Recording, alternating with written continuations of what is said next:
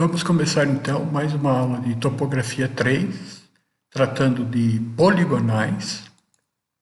E hoje nós vamos ver os poligonais do tipo enquadrado. É bom buscar material de apoio, tanto lá no nosso sistema acadêmico quanto na página do curso, para melhor aproveitar essa aula. E também é importante realizar o roteiro de cálculo aqui apresentado,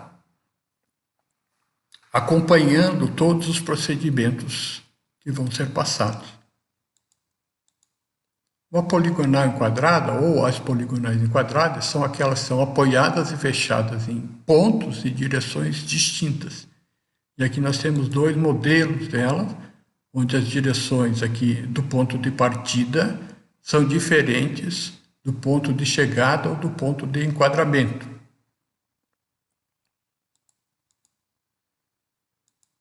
Bom, para qualquer finalidade do nosso levantamento, é necessário realizar um planejamento e a confecção do croquis de acordo com os sinais que foram convencionados. No nosso caso, então, é o croquis da nossa poligonal que nós vamos processar. Bom, para o nosso processamento, nós iremos utilizar uma planilha. Nessa planilha tem todo o formulário aqui em ordem, que será necessário, e os dados que são levantados em campo. Também é interessante realizar uma memória de cálculo de todos os campos que foram preenchidos. E por último, para aqueles que desejarem, pode ser realizada uma planilha eletrônica ou esse processamento também pode ser feito num programa específico de topografia. Inicialmente, então, nós vamos pegar a primeira parte da nossa planilha e preencher com os dados do levantamento que vieram de campo. Aqui, nós já vamos preencher a média das distâncias e dos ângulos irradiados e as coordenadas dos pontos de partida e do ponto de enquadramento, além da precisão do equipamento que nós utilizamos para fazer esse levantamento. Bom, o primeiro item da nossa roteiro de cálculo é a determinação do perímetro, que nada mais é do que a soma dos lados da nossa poligonal. Então, basta fazer a soma e nós temos aqui o perímetro da nossa poligonal. Em seguida, nós vamos determinar o azimuth de partida, que nada mais é do que uma transformação de coordenadas retangulares do nosso ponto de partida para coordenadas polares, azimuth e distância, que é o que nos interessa. No nosso exemplo, então, aqui estão as coordenadas, como nós queremos o azimuth da estação para Ré, nós vamos determinar, então, o azimuth. Como ele deu negativo, temos que somar 360 e aqui nós temos, então, o nosso azimuth de partida. Assim como foi feito com o azimuth de partida, o azimuth de enquadramento também é uma transformação de coordenadas retangulares em polares. Dessa vez, nós queremos o azimuth da estação para avante. E assim nós temos o nosso azimuth de enquadramento. No nosso caso, nosso exemplo, as coordenadas, então, no enquadramento da estação e da última avante. E vamos definir, então, o nosso azimuth de enquadramento.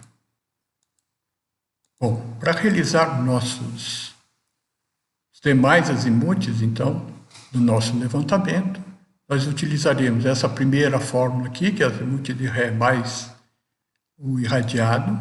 E para as demais, então, nós vamos utilizar o azimuth de avante mais 180, que é o azimuth de Ré, mais o irradiado. Vamos, então, realizar aqui o nosso cálculo dos nossos azimuths. Vamos trazer o nosso ângulo irradiado e nosso primeiro azimuth de Ré, ou de partida. Aqui está a nossa, então, orientação. Vamos medir o nosso ângulo irradiado E agora nós temos todos os elementos aqui para o cálculo do nosso azimuth divante, nosso primeiro azimuth divante. Bom, para os demais, então, nós vamos levar esses azimuths divante aqui, prolongando o alinhamento, ele vai virar azimuth anterior, vamos adicionar ou subtrair 180, nesse caso aqui adicionar, esse azimuth então vai virar azimuth de Ré, vamos medir o irradiado, e agora nós temos todos os elementos aqui para podermos calcular o nosso azimuth divante. Vamos para os demais, então, orientando a nossa estação. Agora estação A3. Vamos trazer o azimuth anterior, adicionar ou subtrair 180. Então temos o nosso azimuth de Ré. Vamos medir o nosso ângulo irradiado. E agora temos os elementos para calcular o azimuth de Vante. E por último, então vamos calcular o nosso último azimuth de Vante, que vai ser aquele que nos vai dar o comparativo com o azimuth já existente de enquadramento. Então, nosso último azimuth divante. E vamos lá preencher a nossa planilha. Então, nós temos todos os elementos aqui.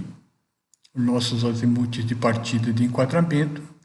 E os azimuths calculados em função do nosso levantamento. Como nós temos dois azimuths para compararmos, o primeiro aqui, a partir do azimuth de partida e o nosso azimuth de enquadramento, que foram calculados com as coordenadas existentes. Depois nós fomos calculando os nossos azimuths do nosso levantamento, nós podemos verificar se tem ou não um erro angular. E o erro angular, então, é a diferença entre o último azimuth divante que foi calculado e o azimuth de enquadramento que existia. No nosso caso, então, o nosso erro angular foi de mais 7 segundos. Bom, sempre que nós temos um erro, nós temos que verificar se ele é ou não tolerável.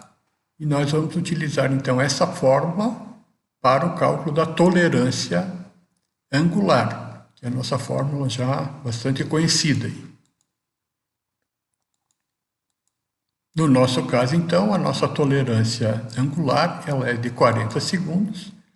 Vamos verificar se o nosso erro ele está dentro dessa tolerância. Como a nossa tolerância é maior do que o erro, então nós podemos corrigir esse nosso erro. Então, a nossa correção angular será proporcional ao número de estações. E lembrando sempre que a correção angular tem sempre o sinal oposto ao erro. E como nós faremos essa correção em azimuth, ela será acumulada. E aí nós temos a nossa cálculo da nossa correção angular acumulada em azimuth. Vamos fazer a verificação. Então, a última correção angular, ela tem que ser igual ao erro com um sinal oposto. Feita a verificação, nós podemos fazer então a correção dos nossos azimuths. Então basta fazer a soma do azimuth com a correção e nós teremos então nossos azimuths corrigidos. E vamos fazer a verificação dessa correção de tal forma que o último azimuth corrigido ele tem que ser exatamente igual ao nosso azimuth de enquadramento, que foi calculado em função das coordenadas existentes.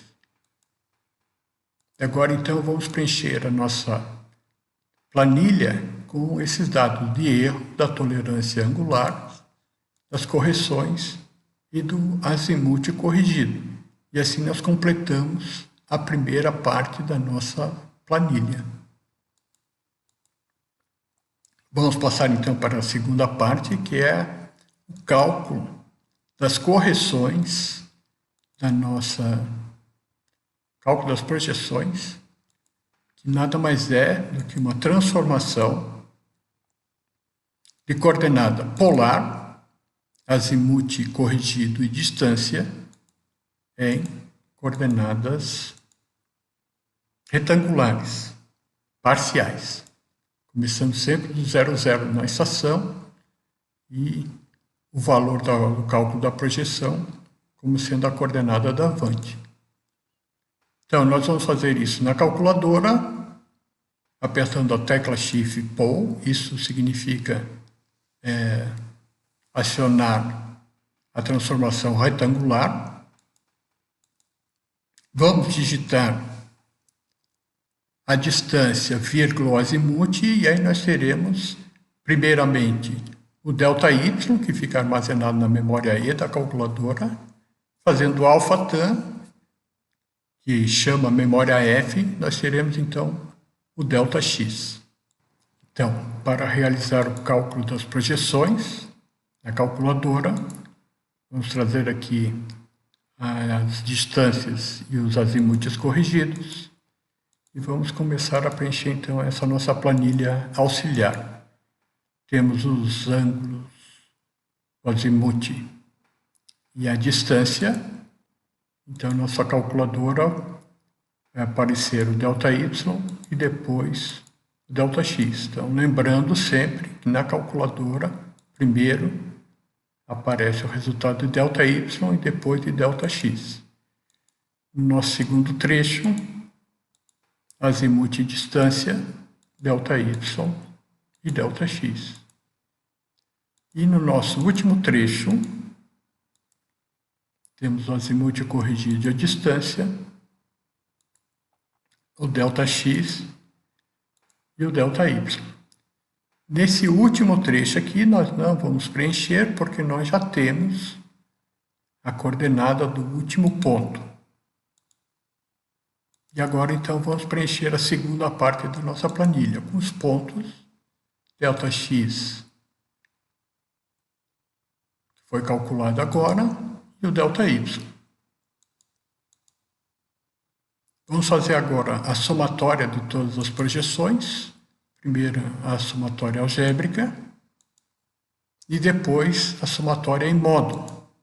Como aqui todos os valores são positivos, então a nossa somatória em módulo vai ser igual.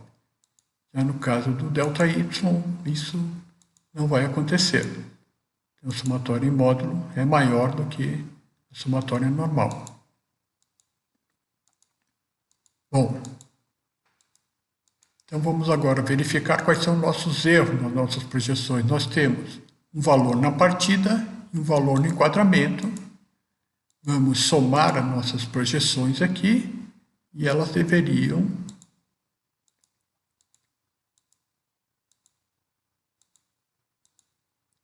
ser iguais. Essa somatória deveria ser igual à diferença entre a coordenada de enquadramento e a coordenada de subtração da coordenada de enquadramento e da coordenada de partida. Se não forem iguais, nós temos então um erro nas projeções. Então, nosso erro em x ele vai ser igual à somatória do ΔX menos a coordenada do enquadramento menos a coordenada da partida. No nosso caso, de menos 0,021. E é bom sempre anotar esse número aqui, porque nós vamos utilizar ele novamente, que ele é o nosso número de referência. Para y, o mesmo procedimento.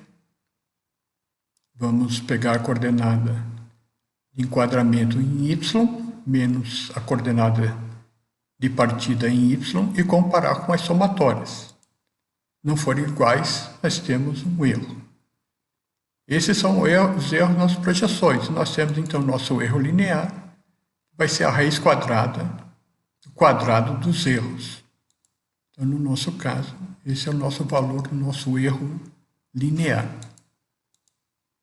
Bom, se nós temos um erro, nós precisamos verificar se ele é tolerável ou não. Nós vamos utilizar para a tolerância linear essa fórmula, perímetro dividido por 12.000, e para a precisão linear, nós vamos adotar perímetro dividido pelo erro linear, então no nosso caso. E vamos fazer a verificação se essa tolerância e a precisão são ou não toleráveis. Então a tolerância sempre tem que ser maior ou igual ao erro cometido. E a precisão aqui, linear, ela tem que ser melhor do que 1 para 12.000. Então, no nosso caso aqui, foram aprovados os dois casos, tanto a tolerância linear quanto a precisão linear. Podemos corrigir as nossas projeções. A nossa correção vai ser uma correção proporcional ao tamanho dos lados, então, cada lado vai receber uma parte do erro, proporcionalmente ao seu tamanho, e de tal forma, quando nós vamos verificar, a somatória dessas correções aqui, ela tem que ser igual ao erro com o sinal oposto. Essa é a forma de verificarmos se o nosso cálculo foi feito corretamente.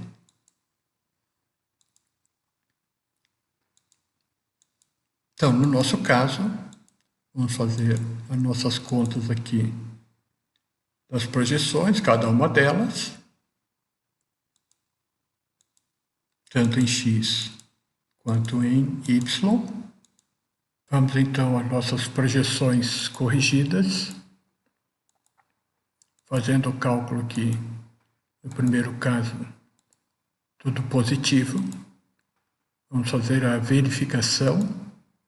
Então, a somatória das projeções corrigidas, ela tem que ser igual à coordenada do enquadramento menos a coordenada da partida. Agora vamos para y, cada uma das correções corrigidas, e vamos fazer a verificação também em y. Então, verificado, está tudo correto. Então, nós podemos preencher mais uma parte aqui da nossa planilha com os nossos erros, as nossas tolerâncias e as nossas correções.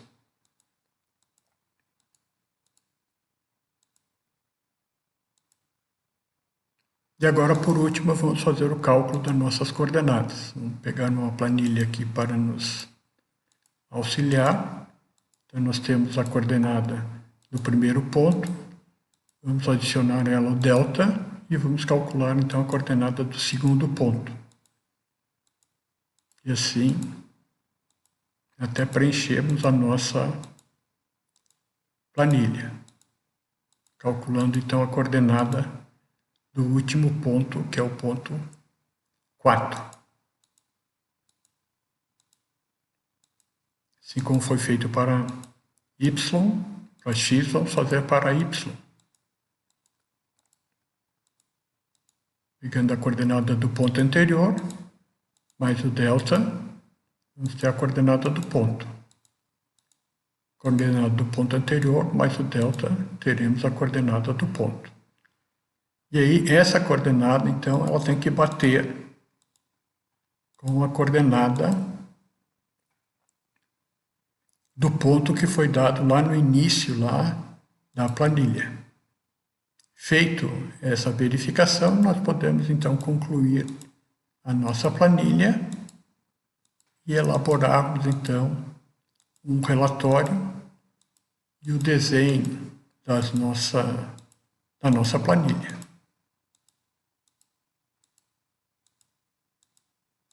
Então vamos desenhar todos os pontos da nossa poligonal.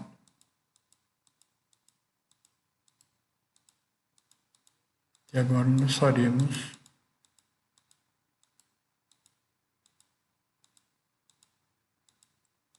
ligaremos esse ponto e teremos então concluída a nossa poligonal. Então, reforçando, é importante acompanhar o roteiro que foi aqui apresentado, fazer o exercício proposto e a atividade de avaliação. Com isso, então, nós concluímos o nosso estudo sobre poligonais.